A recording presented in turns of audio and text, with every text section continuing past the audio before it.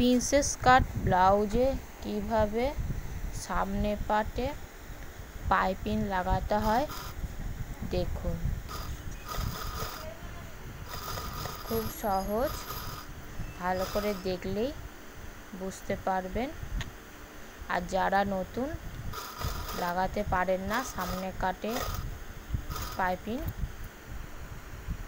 তারাও এক দেখাতে শিখে যাবে।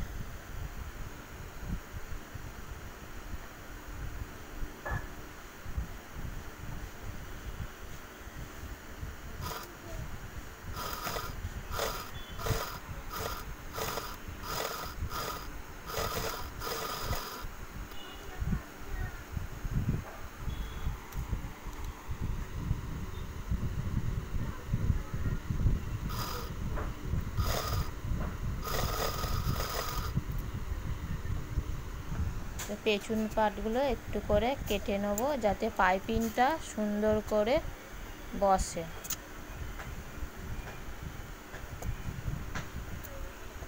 এরপর আর একটা চাপ সেলাই দিয়ে দেবো।